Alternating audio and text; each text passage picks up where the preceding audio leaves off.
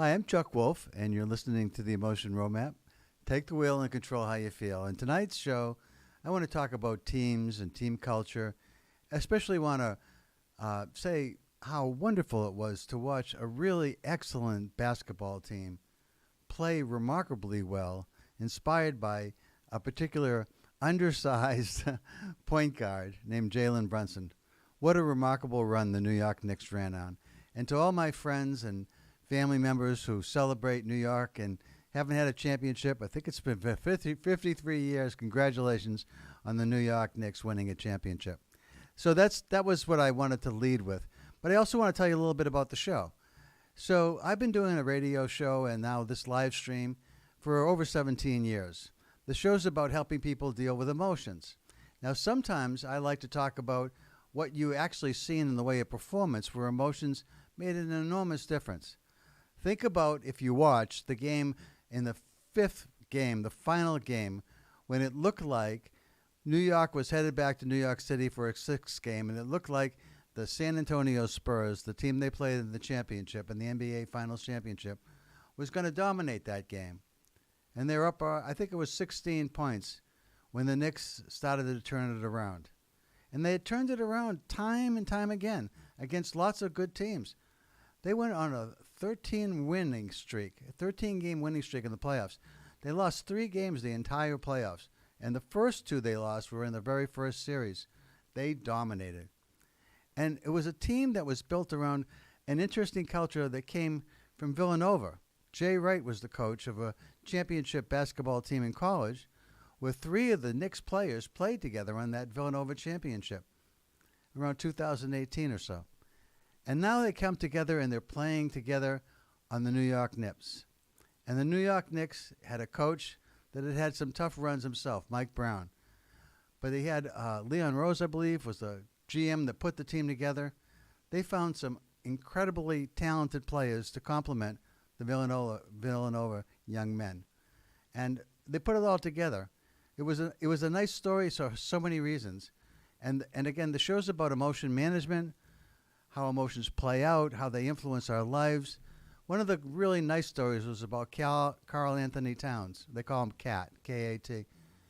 And his mother, I guess, has passed away this past year. And he kept thanking her for helping him to live up to the dreams that they both had for him as he was growing up. And so there was a family connection there. And then another wonderful family connection, because where do excellent teammates come from? How do they get formed? What goes into a person like Jalen Brunson that allows somebody who's undersized and doesn't look like he should be the talented person he is because of his size, and yet somehow, some way, he dominated in that series. And he gives his father credit because his father, and this was a lovely, lovely part of the story, his father was an assistant coach with the New York Knicks this year. And there was a great big hug between the father and son at the end of this game when we knew Jalen Brunson was going to get the Most Valuable Player Award trophy for an incredible performance where he put the team on his back. In all the NBA Finals history, I don't think there's anyone that scored more points in a final game on the road than Jalen Brunson. His 47 points on the road in a Finals NBA championship game, I think, were the highest ever. And in total series performance, his 77 percentage of, I think it was something along those lines. The amount of points that his 3 teammates got were 77% of all the points the Knicks scored were Mikal Bridges and Jason Hart and Jalen Brunson, all the Villanova kids, 77%. And he scored almost 50% of his points for his own team just by himself. 45 points. And again, he's not a large man. He's a young man, undersized, a little beefy, strong, and determined. And he said he thanked his father deeply for the tough love over the years as a coach. And for all of those of you with children and families who are thinking about raising your kids and you're put them on a team sports can be an incredibly healthy way for children to grow up and to learn how to interact throughout life, knowing how to work on a team. knowing about roles and responsibilities and values and feelings and respecting one another, valuing each other's performance. One of the things that Jalen Brunson did that, again, was amazing to me was that he had the opportunity to wait another year to sign an extension. Now, he runs some risk. I don't want to say it was totally selfless. He runs some risk that he might be injured, etc. But he could have signed for $100 million more than he signed for in 2024. And part of why he did it, he said, was so that the team could have the extra money to win, because it wasn't just about individual performance for Jalen. It was about the team culture and about teams coming together and winning championships for themselves, for their coaches, for their families, for their friends, and for the town and all the fans that love this team. Now, I have to tell you, I'm a Celtics fan. I grew up in Massachusetts and raised to believe that all the New York teams were the enemies. But I've lived in Connecticut now most of my life, actually, and I found a lot of good friends who like a lot of the New York teams. So I'm less hateful towards the New York teams than I might have been if I stayed in Massachusetts all my life.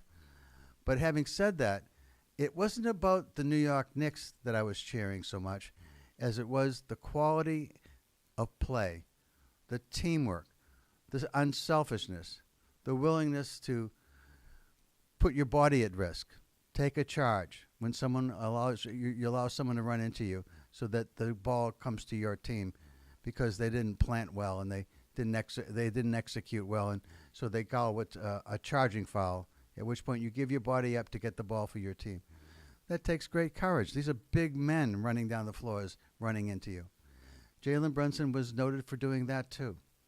So on so many levels, he performed at such a high standard that I just wanted to give credit. And if you have a story that you'd like to share about teams, not just the Knicks, but if you got a Knicks story and you'd like to share it, I know my cousin, one of my best friends and my wife's cousin, Bruce, he's been a fan for 53 years. He waited for this championship to happen, and thank goodness he got to see it.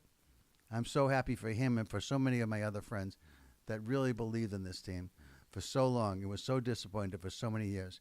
And as a Celtics fan growing up, when I was growing up, I used to root for the Bill Russell Celtics, the Red Auerbach Celtics. For those of you old enough to remember, Bill Russell won 2 NCAA championships in college, and then he went on to win 11 NBA championships over 13 seasons in the league. Nobody's won more than Bill. But it was when I was a kid, I used to think the Celtics always won. It was like magic. No matter what the score was at the end of the game, the Celtics always won. And I think the New York Knicks fans felt that this year too. I think they saw that for some reason, this team didn't quit. A lot of times at a big city, people like to leave early when they think their team's out of it, because it's not fun to watch when your team is down and out and getting pummeled by another team. And you think, well, I may as well beat the traffic. I may as well see if I can get to my car and get out of the parking easier than if I wait to the end of the game and get a little ahead of the traffic so my ride home isn't quite as long. Hardly anybody left in this Knicks playoff series because the Knicks never gave up. And you would have been really disappointed if you had given up because it was such a great performance. So how does emotion play a role in this? I started to say that Nick's dad gave him a lot of tough love over the years. And those of you that don't know what that means that, hey, I'm going to hold you accountable, my son, my daughter, my whoever, my partner. I'm going to hold you accountable, but I'm going to hold you accountable in a dignified way. I'm not going to be harshly critical. I'm not going to judge you and yell at you and scream at you, but I am going to say, hey, you know better than to do what you just did. Let's talk about what just happened, and let's see if we can find ways to prevent it from happening again. You didn't fake the ball. You didn't move to the basket. You lost your player on defense. There were so many things that you need to stay focused and attentive to when you're playing at a high level. Things that make a team really function and flow. They used to call it flow, actually. When Bill Russell talked about when he was running down the court, there were times when he played for the Celtics in the years they couldn't seem to lose, where they would run down the floor, and he talked about white lightning. I remember reading this as a kid. It was like the white lightning hit the room, and everything was like surreal. It was like we were running, and we just, it was like choreographed. It was like the ball would go from Kuzi to Shaman to Russell, and somehow if the ball didn't go in, Russell would get the rebound. Sam Jones or Casey Jones would put the ball back up, and it would go in the last minutes of every game, so that no matter what the score had been in the fourth quarter, in the final quarter, it seems somehow the Celtics were destined to win. And Bill said he could feel that at times. And later on in sports psychology, they started to call that when people just feel like everything's going right. They called it like you're feeling flow. It was just a term that they used to talk about when you're in rhythm, when everything just feels like you can't miss. The basket's as big as the ocean. Whatever you're throwing up's going in the basket. So you can say I'm a bit passionate about this because I love sports, I love teams, and I love team culture, and I love to see that Jalen Brunson, when he was talking about his dad, said, wait a minute, and this was on national TV at the end of the game when it was all over and he'd gotten the award. He said, I got to tell you about my mom. Because for everything my dad did, my mom was just as important because she held me grounded. She kept me, she kept me humble. She kept me knowing who I was and what my place was and that I was part of something bigger. And that was so important to him. And I love the story of a family raising a child to be all that he can be, at the same time keeping him humble and appreciative of all that he was given and all the gifts that he had, and not being arrogant and not being conceited, but just simply feeling the flow when the time came to put the team on his shoulders and to carry them to that final win against the San Antonio team that was favored. They have a unique player, Wembanyama, who is 7'5", 7'6", an extremely talented, young, gifted player. Very young, though. Maybe he needed to have this experience, I don't know. But he had managed to get his team at a very young age, I think he's 21 or 2, to the playoffs in the final round of the NBA playoffs. Unbelievable. And they were supposed to win. They were supposed to have the better team. And yet, I think because of the team, the culture, the emotion management, the emotional relationships these players had with each other over a number of years, I think that's what made the difference. Now, that's my take on the team. If you'd like to call in and talk about anything that you felt about the Knicks, about the team, or about any team, there's a lot of great soccer matches happening today as we speak. Some of you may have seen Cape Verde's, I guess one of the most amazing performances was against Spain, where they held them to a tie. And then Iran was playing New Zealand, and my wife and I had visited New Zealand not too long ago, and I liked the Maori cultures, and I liked New Zealand. But I didn't want to pull for the against the Iranians, because I know that some of them have been executed because of their protest against the regime they have.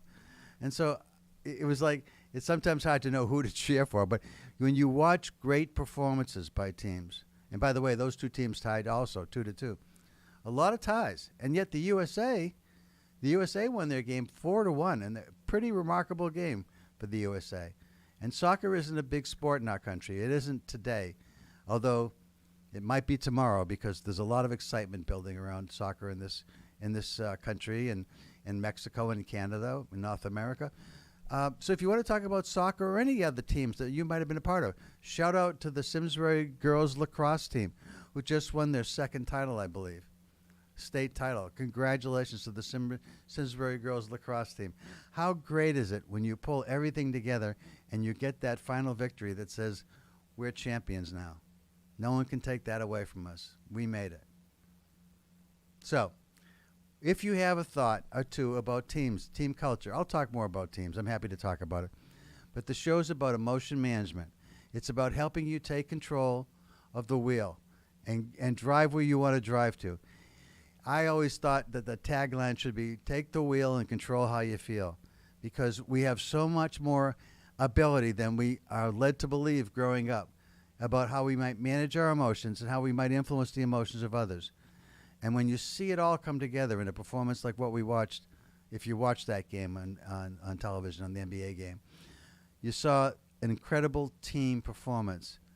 And team performances are incredible often when there's really a large amount of emotion management going on inside the players who are achieving, and also in their relationships with the others. Sometimes, and I've been disappointed in this, I've seen when certain teams, including our Celtics, the Celtics I love so much, would stand around and just watch one player who was so talented try to take and win the game by himself. And that becomes like hero basketball, people call it. And sometimes the person is a hero and he does make the points and he does get the win. And you feel like, okay, that worked. But it's not going to work every time. Too many teams can scheme against that defensively and cost you when the players aren't trusting one another, when the most talented player isn't willing to throw the ball out to somebody else to take a shot. And Brunson did that all game long. Whenever he got double or triple coverage, even at times, he'd get the ball out to another player. And sometimes they'd hit the shot, but he trusted them every time to take the shot. If you want to call in and speak about teams that you know about, if you're part of that lacrosse team that won and you want to talk about your team, what it felt like, give me a call. You can call and talk to me, and the numbers are on the screen. I'll read them to you once if you like. The way it works is you dial 402-225-0781. And after you dial that, if you don't have a smartphone, it's a landline, you put the 1 in front of it. So again, if you have a landline, 1-402-225-0781. And then it's asking for a PIN. And so type in the PIN 882-041-574 and the pound sign. And I'm not going to read that again to you because you can see that on the screen if you're watching. So, again, I hope that you feel like talking about this because it was so much fun to watch and it'd be fun to engage with other people and hear what you think about what you saw and why the performance was as good as it was. And I'll give you a minute to think about that, and then hopefully I'll get a caller or two who wants to share their thoughts about what it means to be part of a team. Have you ever been part of a really successful team, whether in the sports world, or you're part of a band, or you're a performing group of artists, of actors and actresses, or you've done something on a work team, something spectacular, or a project team that you were part of, a community team, something to do with your religion or a church or a mosque or a temple team of some kind, any team that you might have been on where it really felt like it worked and it flowed and everything was really going most of the way that you needed to go. Or did you have a moment in time when the team went through a conflict of sorts? And I'll talk a little bit about that. Because teams don't just flow all the time. There's a process you go through to get to that place. And I'll talk a bit about that. But if you'd like, give me a call.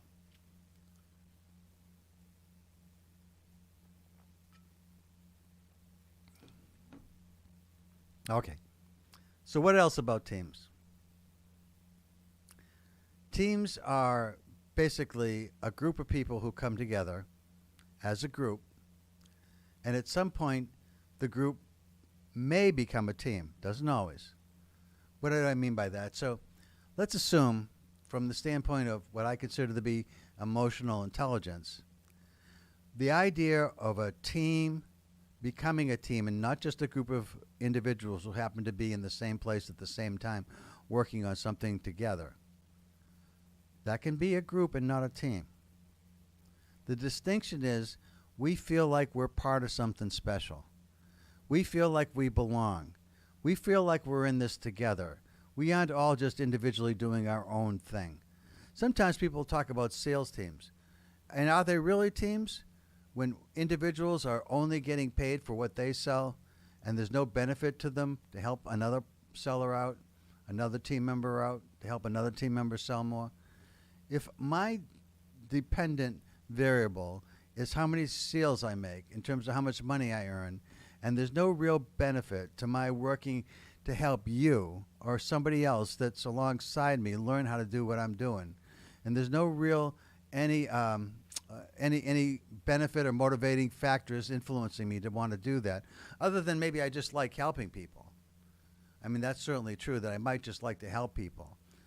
But if there's no incentive based on the systems in place in the company that you work at, a lot of people don't do it. I mean, they just think, hey, I'd like to help you out, but I've got a family to feed. I've got people at home I got to take care of. I'm going to try and make as much money as I can for me. I can't take time out to help you out when I'm doing the best I can to make ends meet for my own family. Unless something about our team performance is going to help me achieve some of my own personal goals. So sometimes organizations can create a dynamic that says, hey, if the New York Knicks as a team win the championship, that's even better than just an individual player getting the most valuable player award for the year, scoring the most points on any given night in the year, getting the most rebounds, being the all-defensive, starting five all-defensive team in the year. All those are individual accolades and will count towards how you perform and how you get paid and how you get motivated. But when the whole team wins, now you're on the commercial circuit. Now everybody wants to have you on their Tonight shows, their talk shows, their daily talk shows. They want to have you on, and you're going to get paid a lot of money to be a sponsor for different products and services. People are going to want your time. They're going to want to interview you. They're going to put you on podcasts. So, and that comes in part by your individual performance, but also so much larger when the whole team scores a championship and a victory. So there are ways to incentivize teams to perform in ways that are different than just individuals. And that's an important concept for teams. But what I find when I go into organizations and I start doing work with organizations is that one of the things that often happens is there's a lack of clarity about roles and responsibilities. If, for instance, I have a certain amount of responsibility in a kitchen where I'm a cook, and you have some leadership authority in that same kitchen, and I'm making something for an order that came onto that came in from the waiter or waitress or the host, and somebody's given me an order, and I'm doing what I'm supposed to do, and you come over and you say, that's not the way I want this tonight. Well, who's in charge then of that dish and that pre-designed menu and recipe that's supposed to be the same thing that goes out every night consistently with a high standard? If the head chef, executive chef, wants to change it, well, doesn't that cloud up a little bit about what I can do on my own then? But maybe we're trying some innovative things and we've talked about this, and this is fine because we talked about it. But if we haven't talked about it and this just shows up as a change in process and procedure that no one told me about, I'm angry. And I'm wondering, why am I doing this different? Why didn't somebody tell me ahead of time? Why did I do these steps instead of those steps if I knew I wasn't supposed to be doing? Why didn't someone talk to me? Why didn't I know? So you see, clarity in times is a problem for organizations because roles and responsibilities change at times. Now, how do you make sure that you're clear on what you're supposed to do and what your boss is supposed to do? It's a very interesting thing about teams because a lot of times a team member wants to be independent, wants to feel trusted, wants to be valued, wants to be appreciated for what they know. And when they're really good at what they do, sure, that's the way. You leave them alone. You basically say, this is what I need from you, Joe.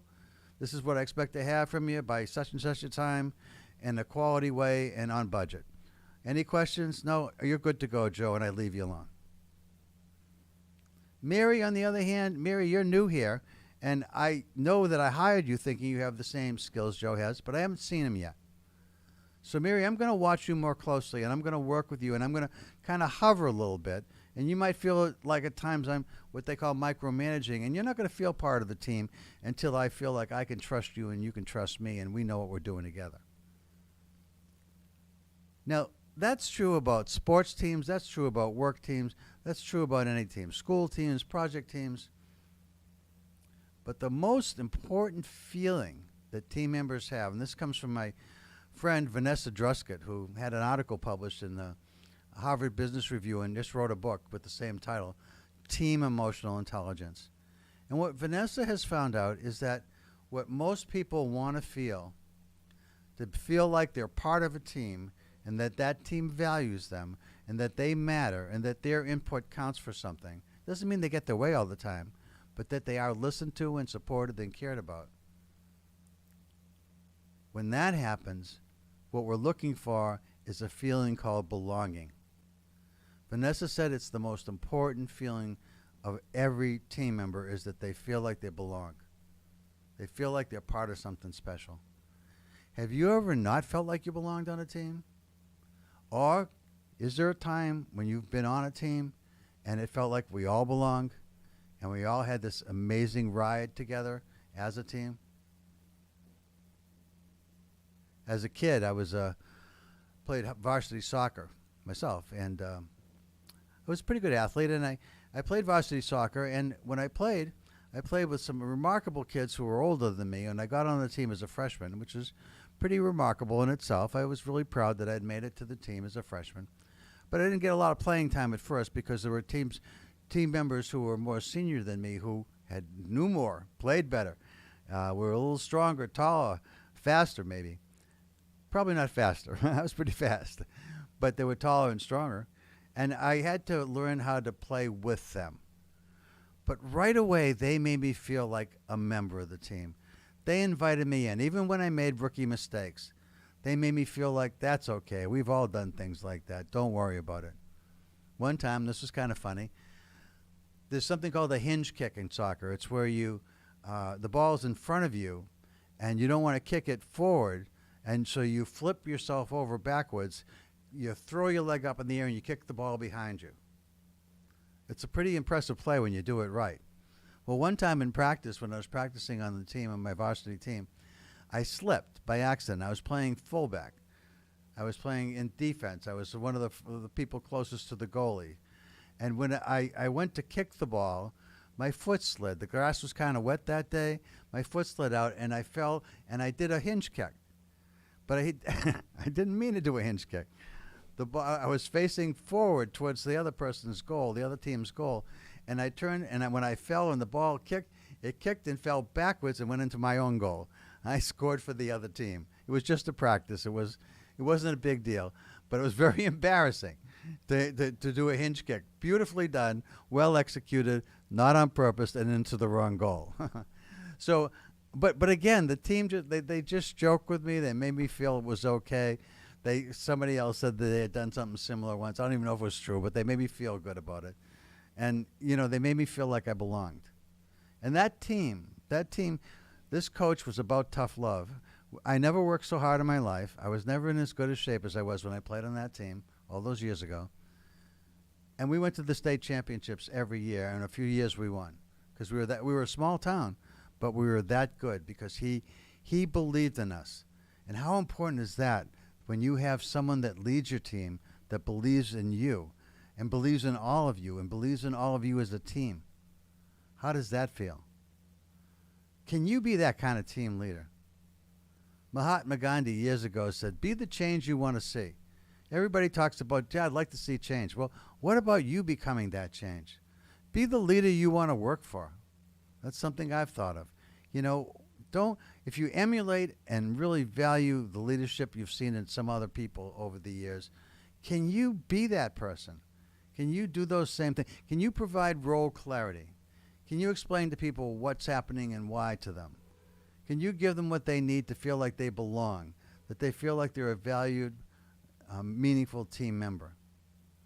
So that's some of the stuff I want to say about teams today. So again, I'm going to give you a chance to call. I've been talking a long time. I hope you've enjoyed it. I hope you find that this idea about knowing more about teams is really valuable to you because we're all part of teams at different places and different parts of our lives. We all have the ability to be part of a family team. And sometimes family teams are the most difficult to manage. I'm sure some of you have had experiences where you haven't felt so good about your family. Again, that's one of the beautiful things about Jalen Brunson. Now, one of the things I've always felt about families, because years ago I used to be a family therapist, was that, I think for the most part, this isn't always true, but for the most part, parents try to do the best they can. And that's not always very good, by the way, and I get that. And sometimes it's extremely poor. But it's not because they're not trying. It's that we just don't often know how to be a really effective and a good parent. And so people make mistakes along the way, but if we know that they love us and that they really care about us, I think that's the most important thing to hold on to. And at some point, I have found over the years, particularly when I was a therapist, that people want to blame their parents for much that's happened to them over their lifetimes. And they continue to blame the parents even into their 40s and 50s and 60s. And at some point, I just felt like, you know what? Your parents did what they could for you. Take whatever good they might have been able to leave you with and let go of the other stuff. Just let it pass. Be forgiving and understanding that nobody gets this right. None of us are perfect. We're all on a journey. Some people do it better than others. I get that. Maybe you were lucky to have parents like it seems Jalen Brunson did, that really loved him, cared about him, and gave him what he needed from both sides, from the mother and from the dad. Having said that, it's really important for people to let go of the past that isn't helpful in their lives going forward. I always think, you know what? Mom and Dad, thank you for all the gifts that you gave me. And as to the other stuff, I've tried to remove some of that baggage as best I can, as I know you did too. And I forgive you for anything that you might have done that wasn't done gracefully or perfectly, but it was always with good intentions, and I knew you always loved me. So I think if you come across as loving and caring and supportive, even when you make a mistake, when you don't get it right, when you do something wrong, sure, we want to take that back, and we can't. At the same time, though, moving forward, I think people got to be forgiving and forgetful and just take the best of whatever is given to you. Be grateful for what you have, and try to make the best of whatever it is you can leave behind as your legacy. As to legacy, one of the things I'm doing, the reason I'm still doing this kind of work today and talking with you, is that I hope that all of you understand how powerful it can be to ask a simple question in life, which is, how are you feeling right now? How do you feel at this moment? If you're still listening to me, great. Hopefully you're interested, you're engaged, you learn a little bit. But how do you feel right now other times in the day? Ask yourself consistently at different times, how are you feeling? And then ask, is it how you want to feel? And how about those that you love or you say you care about, or those that you work with that feel like they want to be cared for by you? They want to be supported by you. Are you able to be supportive? Are you able to care about others? How are they feeling? And how are they feeling with you? And how do you want them to feel when they're with you? I think there's some very simple things that we can be better at simply by asking some questions about our feelings and about others' feelings. The emotion roadmap I created is designed to help people get unstuck. Lots of times people who are stuck around issues where they're unsure how to proceed, they're feeling confused, dumbfounded, maybe upset, angry, depressed, lonely, sad.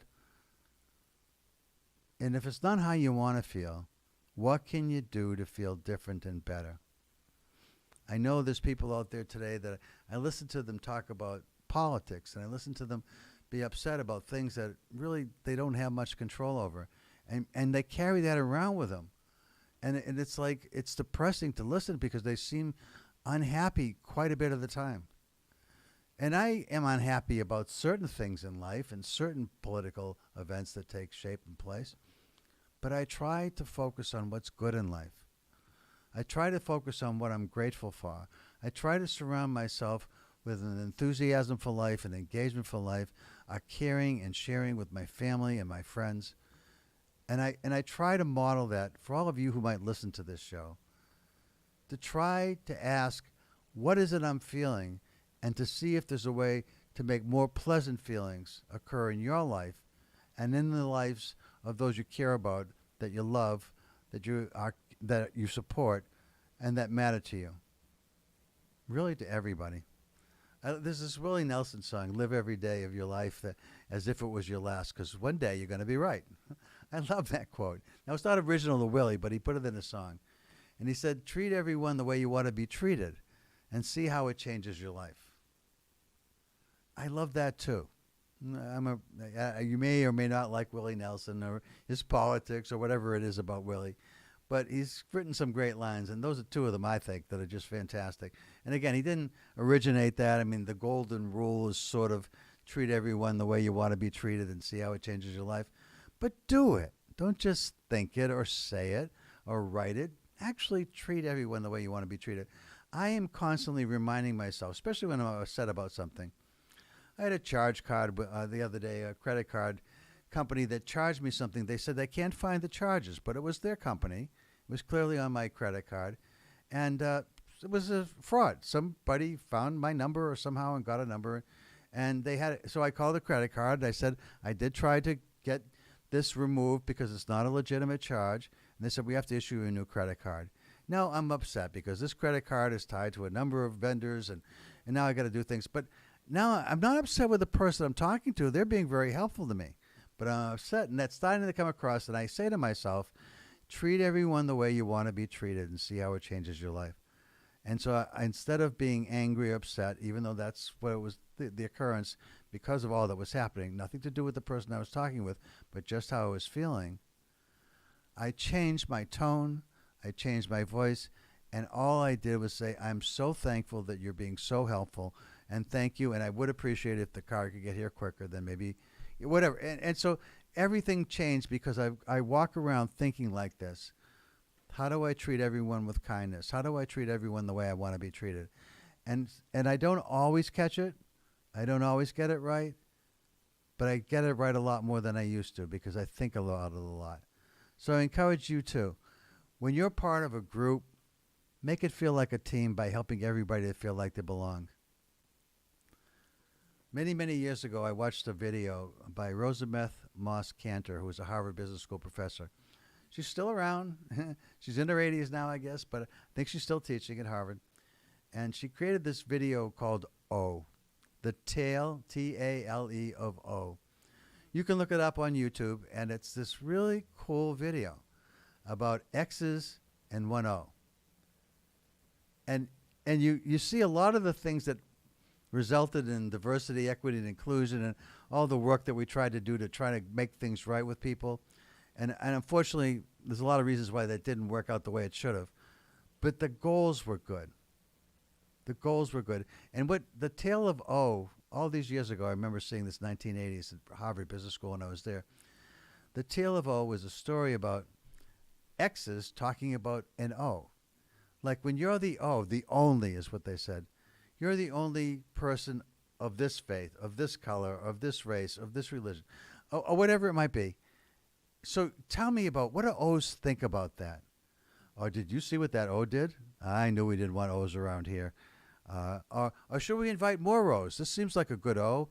And it's such an interesting video because it helps you understand what it feels like when you're the only one. Now for me, I actually didn't remember it quite like that. I remembered it as the other. What it feels like to be the other, to be the stranger. To be the one not welcome, to feel like you're the one that doesn't belong. And my journey, and hopefully part of the legacy I leave behind, is something where we focus on the idea that all of us at different points in our lives may have been the only. We've certainly been the other. We've certainly been the stranger from time to time. And you could be part of any community and still be a stranger, even if where you grew up you weren't a stranger, but you moved to another place. Maybe you were the only American in a different country. Maybe you're the only white person in a neighborhood where most people have other colors. Maybe you were a Democrat and you're surrounded by Republicans, or the other way around. All these ideas sometimes challenge people in ways that make it hard to feel like we all belong to the same human race.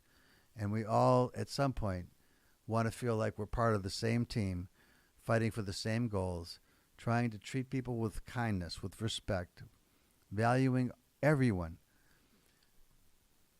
And I think there was something from Star Trek. Gene Roddenberry had a wonderful vision when Star Trek was created.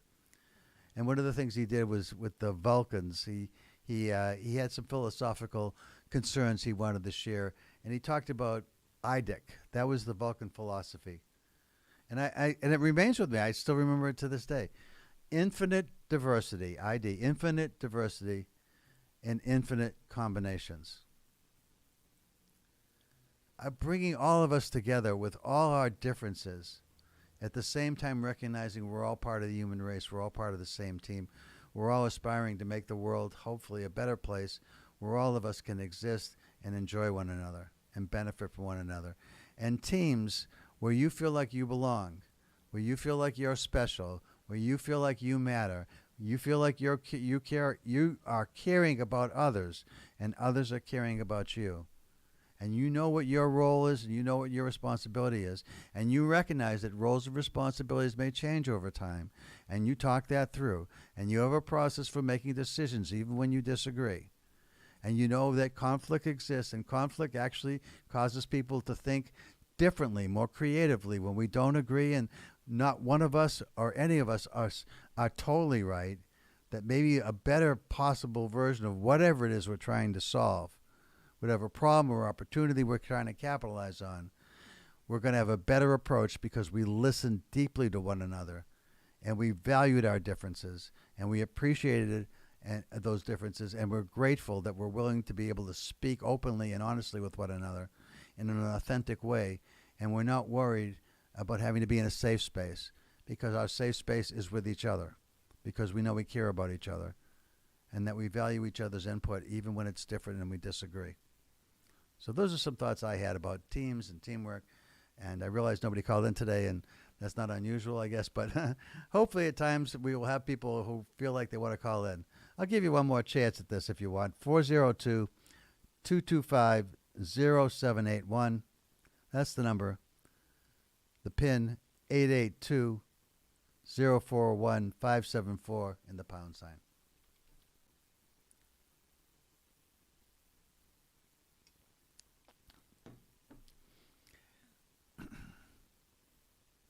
Well, in any case, I want to thank Simsbury Media for hosting this, and Cole for being so attentive and having everything ready.